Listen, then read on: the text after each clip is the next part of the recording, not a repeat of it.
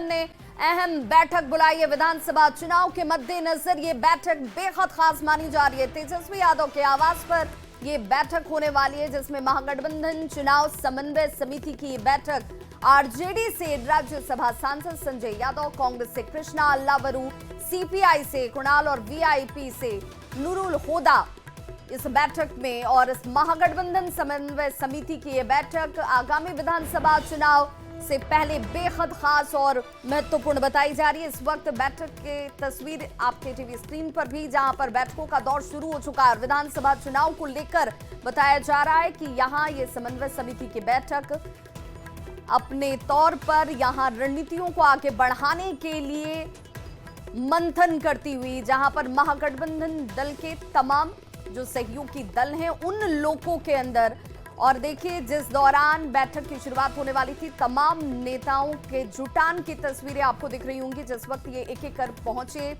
तेजस्वी यादव के आवास पर, यह बैठक चूंकि चल रही है, महागठबंधन ने इस बैठक को बुलाया है और ये मानकर चला जा रहा है कि विधानसभा चुनाव को लेकर जब तारीखों की घोषणा आने वाले कुछ दिनों में किसी भी दिन हो सकती है, उससे पहले तेजस्वी यादव महागठबंधन समन्वय समिति की बैठक में आगे की रणनीति को लेकर मंथन कर रहे हैं।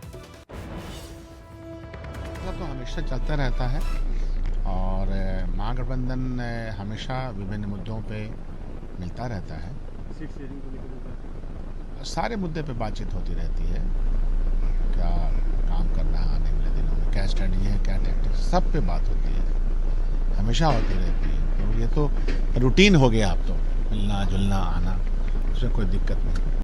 किस तरह से टिकट बंटवारा किया जाए, प्रत्याशियों का चयन किस तरह से किया जाए, तो इसकी पूरी तरह से प्लानिंग जो है वो इस तेजस्वी यादव के आवास पे बंद कमरे में चल रही है। और इसके बाद ये तमाम जो उप समिति के जो लोग हैं आपस में मंथन करने के बाद इसे जो है वो कोऑर्डिनेशन कमेटी के जो चेयरमैन है तेजस्वी यादव, उनके समक्ष रखेंगे और उसके बाद तेजस्वी यादव जो है वो कोऑर्डिनेशन कमेटी के बैठक बुलाएंगे और उसमें तमाम जो नेता हैं, चाहे कांग्रेस की तरफ से कृष्णा अल्लावरू की बात कर लें या दूसरे जो बड़े नेता हैं, वो इस बैठक में शामिल होने के लिए आएंगे जब ये बैठक बुलाई जाएगी।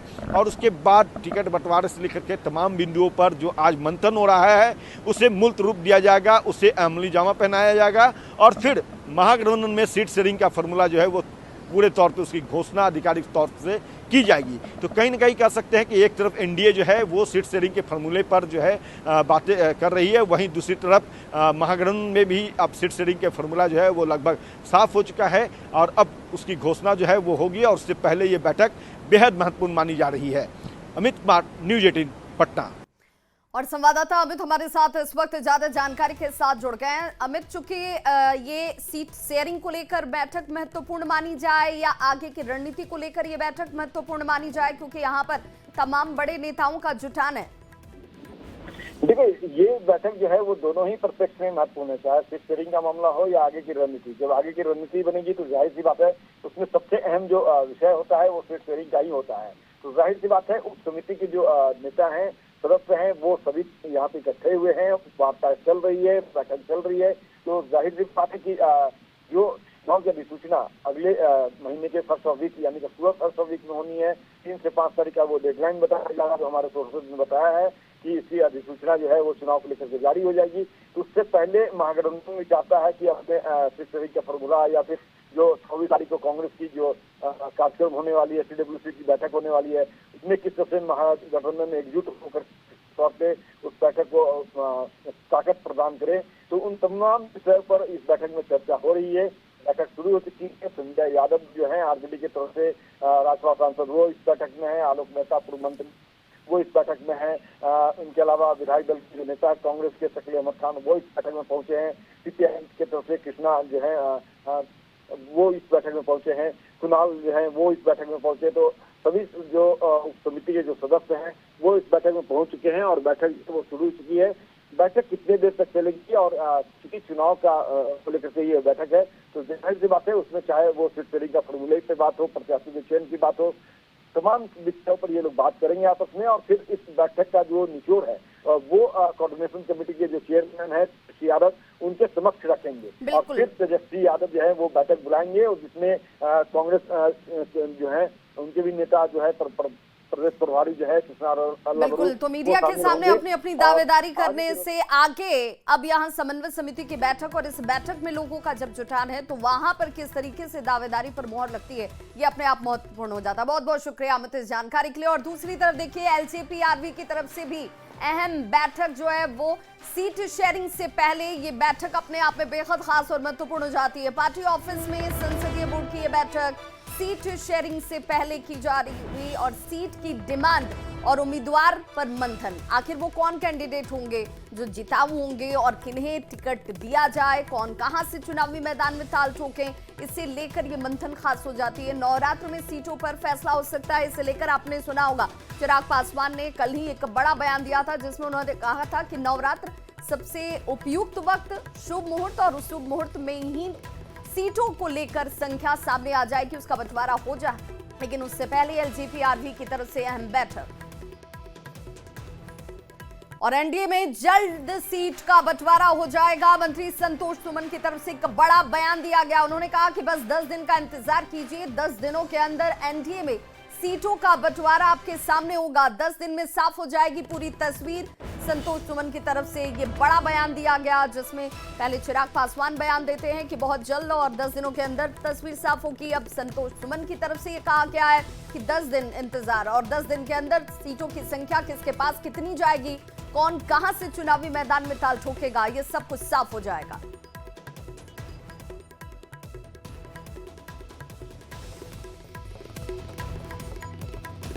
तो एनडीए में जल्द सीटों का बंटवारा हो जाएगा, इसे लेकर तमाम जो सहयोगी दल हैं उनकी तरफ से अब प्रतिक्रियाएं सामने आती हुई, जिसमें वो कह रहे हैं कि सम्मानजनक सीटें भी होंगी, सब कुछ यहाँ ऑल इज वेल है, यहाँ कोई पेंच नहीं है, सब कुछ जल्द साफ हो जाएगा। अब समय है ही, और हम समझते हैं कि 10 दिन के अंदर में ये सारी बातों पर हम चर्चा कर करके एक स्पष्टता आएगी, और आप सबके समक्ष सारी बातें आ जाएगी, कौन दल कितने सीट पर लड़ रहा है। ऐसे तो मेरा मानना है कि हम एनडीए के रूप में, एनडीए ही 243 सीटों पर लड़ेगा, और हम सब मिल करके बिहार के विकास को आगे बढ़ाएंगे, रफ्तार को आगे बढ़ाएंगे, और सीट का कोई दिक्कत नहीं है कि कौन क्या लड़ेगा, सब मिल करके एक दिन में हम लोग तय कर लेंगे। इधर राज्यसभा सांसद और आरएलएम के अध्यक्ष उपेंद्र कुशवाहा ने गठबंधन में चिराग पासवान की नाराजगी की खबरों का खंडन किया है। कुशवाहा ने कहा कि कोई नाराज नहीं है, सभी अपनी अपनी बातें जरूर कह रहे हैं। सीटों के बंटवारे के सवाल पर उपेंद्र कुशवाहा ने साफ कहा कि बहुत जल्द सीटों का जो फॉर्मूला है वो फाइनल हो जाएगा, और आपके सामने वो आंकड़े और संख्या भी। सीटों का कब तक समझौता हो जाएगा एनडीए में? जल्दी हो जाएगा, जल्दी हो जाएगा। चिराग पासवान नाराज है, कह रहे हैं अगर सम्मानजनक सीटें नहीं मिले तो गठबंधन में नहीं। नहीं, देखिए उनके बयान को इस तरह से मत लीजिए, कोई नाराजगी जैसी कोई बात नहीं है, एनडीए में बिल्कुल सहज है। कोई स्टेटमेंट उस तरह का आता है तो एक अलग विषय। बीजेपी की राजनीति के चाणक्य कहे जाने वाले अमित शाह एक बार फिर से बिहार के दौरे पर आने वाले हैं। एक हफ्ते के भीतर दूसरी बार अमित शाह बिहार पहुंच रहे हैं, और डिप्टी सीएम सम्राट चौधरी ने इसकी जानकारी दी। उन्होंने कहा है कि 27 सितंबर की तारीख जब बिहार पहुंचेंगे अमित शाह, और बीजेपी की चुनावी रणनीति को नई धार उनकी तरफ से दी जाएगी। तारीख होगी 27 सितंबर की, जब अमित शाह बिहार में होंगे, और इसे लेकर जानकारी डिप्टी सीएम सम्राट चौधरी की तरफ से साझा किया गया। 27 तारीख को आदरणीय गृह मंत्री जी आएंगे और संगठन से जुड़े हुए चीजों पर चर्चा करेंगे, और आम कार्यकर्ताओं से मिलकर उनका फीडबैक ले रहे हैं, उनके साथ संवाद कर रहे हैं, और बिहार में कैसे एनडीए 2010 के रिजल्ट से अच्छा रिजल्ट लाए इसकी कल्पना कर रहे हैं। वहीं केंद्रीय कपड़ा मंत्री गिरिराज सिंह ने नेता प्रतिपक्ष तेजस्वी यादव पर बड़ा और व्यक्तिगत हमला किया है। तेजस्वी यादव ने मां दुर्गा से आशीर्वाद मांगने को लेकर तेजस्वी यादव पर हमला किया, और ऐसे में इसके बाद से देखिए वार और पलटवार का दौर भी शुरू हो गया है। गिरिराज सिंह की तरफ से कहा गया कि मां दुर्गा कभी कपूत को आशीर्वाद नहीं देती हैं। अगर तेजस्वी यादव ने बिहार में फिर से सत्ता के लिए आशीर्वाद मांगा है तो मां दुर्गा उन्हें आशीर्वाद नहीं देंगी, और वे जीवन भर बिहार की सत्ता में आने की सोच भी नहीं सकते हैं, क्योंकि उनके पिता लालू प्रसाद ने जो बिहार के साथ किया है उसकी वजह से वो कभी सत्ता में वापस नहीं लौटेंगे। श्री यादव जी से मैं निवेदन करूंगा, मां कपूत को नहीं आशीर्वाद देते। अगर वो आशीर्वाद दे देंगी तो जीवन भर वो कभी सत्ता सोच भी नहीं सकेंगे, क्योंकि उन्होंने यानी उनके पिताजी ने जो बिहार के साथ किया वो अब दोबारा नहीं होगा। अगर दोबारा के लिए आशीर्वाद मांगेंगे, करोड़ों बेटा मां दुर्गा से यही आशीर्वाद मांगता है, हे मां, लालू जी के खानदान को फिर से सत्ता में नहीं कभी आने दीजिए, नहीं तो बहू बेटी की इज्जत। हम लोग बेगूसराय से चलते थे पूर्णिया के लिए, लाखों में कन्भाई, फिर आगे महेशखुंट में कन्भाई, पूरा बिहार पुलिस के बल पे चलती थी रात। अब वो दिन फिर न दिखने को मिले, इसलिए तेजस्वी जी आपने गलत मांग लिया आशीर्वाद। तो तेजस्वी यादव पर गिरिराज सिंह के इस बयान पर सियासी घमासान मच गया है। कांग्रेस ने गिरिराज सिंह को मां दुर्गा से सद्बुद्धि देने की मांग की। एनडीए के नेताओं ने कहा कि बिहार में करोड़ों लोग मां दुर्गा से नीतीश कुमार की सत्ता में वापसी की मन्नतें मांग रहे हैं। ऐसे में तेजस्वी को सिर्फ स्वस्थ और ठीक रहने का आशीर्वाद मिलेगा, लेकिन उन्हें सत्ता में लौटने का आशीर्वाद मां नहीं देंगी।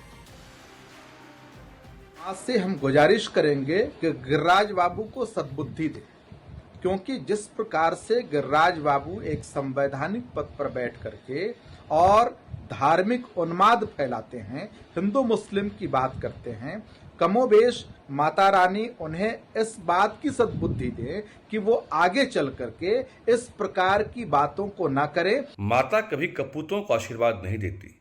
तेजस्वी यादव को मां दुर्गा का यह आशीर्वाद तो मिल सकता है कि वह स्वस्थ रहें, अच्छे से रहें और उनमें सद्मति आए, अच्छे गुण आए, लेकिन यह आशीर्वाद कभी नहीं मां दुर्गा दे सकती जंगल राज वालों को कि वह दोबारा सत्ता में आए, क्योंकि बिहार के करोड़ों युवा, माताएं, बहनें, गरीब किसान लगातार यह मां दुर्गा से दुआ मांग रहे हैं कि सत्ता में लौट के फिर से नीतीश कुमार जी आए, एनडीए ही आए।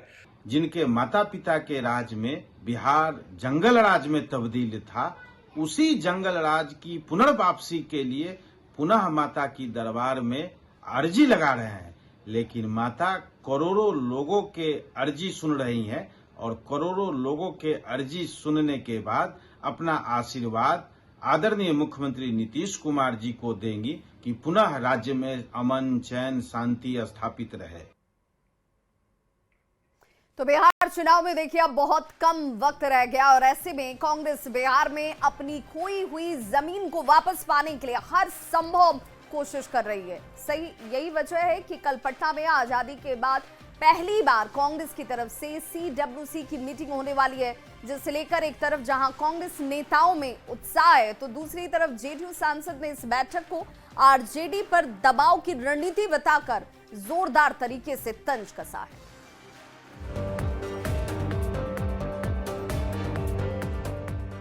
बिहार में चुनाव से पहले सियासी सरगर्मियां तेज हैं। राहुल गांधी की वोटर अधिकार यात्रा के बाद अब कांग्रेस 84 साल बाद 24 सितंबर को पटना में सीडब्ल्यूसी की बैठक करने जा रही है, जिस पर जेडीयू सांसद रामप्रीत मंडल ने तंज कसा है। कहा कि इस तरह की बैठक से कुछ होने वाला नहीं है, ये सिर्फ आरजेडी और लालू प्रसाद पर दबाव बनाने की रणनीति है। मुझे ऐसा लगता है कि कल का जो बैठक है वो बैठक लालू यादव या आरजेडी पर प्रेशर बना की एक रणनीति है। एक तरफ कांग्रेस नेता पटना में सीडब्ल्यूसी की बैठक को लेकर उत्साहित है, दूसरी तरफ रामप्रीत मंडल ने महागठबंधन में सीट बंटवारे और मुख्यमंत्री पद के उम्मीदवार की घोषणा को लेकर कांग्रेस और आरजेडी के बीच समन्वय न होने का दावा किया है। मुख्यमंत्री का जो अभी तक ये लोग चयन नहीं कर पा रहे हैं कि कांग्रेस के मुख्यमंत्री होंगे कि आरजेडी के मुख्यमंत्री हो रहे हैं, तो महागठबंधन में अभी काफी उलटफेर और काफी गठबंधन में मेल जोल नहीं है। इधर कांग्रेस की सीडब्ल्यूसी की बैठक पर तंज कसते हुए जेडीयू के मुख्य प्रवक्ता नीरज कुमार ने कहा कि कांग्रेस बिहार में बड़े भाई की भूमिका में रहना चाहती है। कांग्रेस ने तेजस्वी को ड्राइविंग सीट पर बिठाकर ये साबित कर दिया कि तेजस्वी सिर्फ सियासी ड्राइवर है। सीडब्ल्यूसी की मीटिंग हमारी समस्या एकमात्र की कवायद है कि बड़े भाई की भूमिका में हम रहेंगे। ड्राइवर अभी बने हो पॉलिटिकल, अब साष्टांग दंडवत हो, या आप होइए या आपके पिताजी होए, दोनों में से किसी को तो होना पड़ेगा। चुनाव से पहले बिहार में राजनीतिक गतिविधियां तेज हैं। तमाम राजनीतिक दल बिहार में सत्ता हासिल करने के लिए एड़ी चोटी का जोर लगा रही है। ऐसे में देखना होगा कि जनता किसे बिहार की ड्राइविंग सीट पर बिठाती है। दिल्ली से न्यूज़ 18 के लिए मितेश सिंह की रिपोर्ट। और इस बीच कांग्रेस पर मंत्री संतोष सिंह का बड़ा बयान देखने को मिला है। बिहार में कांग्रेस की हैसियत नहीं है। संतोष सिंह की तरफ से यह बयान दिया गया कि बिहार में कांग्रेस की कोई हैसियत ही नहीं है। कांग्रेस एक भी सीट जीती तो इस्तीफा दे दूंगा, राजनीति से संन्यास ले लूंगा। तो संतोष सिंह की तरफ से एक बड़ा बयान कांग्रेस को लेकर दिया गया है कि कोई राजनीतिक हैसियत इनकी है नहीं, एक भी सीट ये नहीं जीत पाएंगे, और अगर जीत जाते हैं तो वो यानी संतोष सिंह राजनीति से संन्यास ले लेंगे। या CWC की जो मीटिंग कर रहे हैं उससे कोई फायदा नहीं होने वाला है। ये सब जानता है कि लालू जी से अगर इनका हिम्मत है तो जरा अकेले लड़के दिखा दें। CWC की मीटिंग कर रहे हैं, जरा हिम्मत है तो अकेले लड़के दिखा दें। अगर एक भी सीट बिहार में जीतेंगे तो उस दिन मैं रिजाइन कर दूंगा राजनीति से। मतलब फिर से बताइए, आपने जो दावा किया वो दावा सिर्फ सियासी दावा है कि हकीकत भी? बिल्कुल, मैं पूरे जिम्मेवारी के साथ कह रहा हूं कि राहुल गांधी अपनी पार्टी को अकेले लड़ाएं। अगर एक सीट दे देंगे उसी दिन मैं अपने पद से भी और राजनीतिक कैरियर से इस्तीफा दे दूंगा।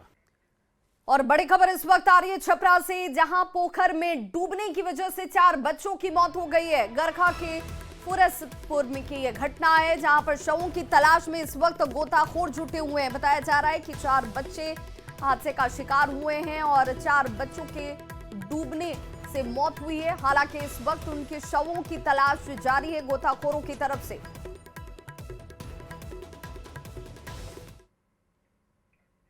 तो अपना बिहार के इस बुलेटिन में बस इतना ही, लेकिन न्यूज़ 18 बिहार झारखंड पर खबरों का सिलसिला लगातार जारी है।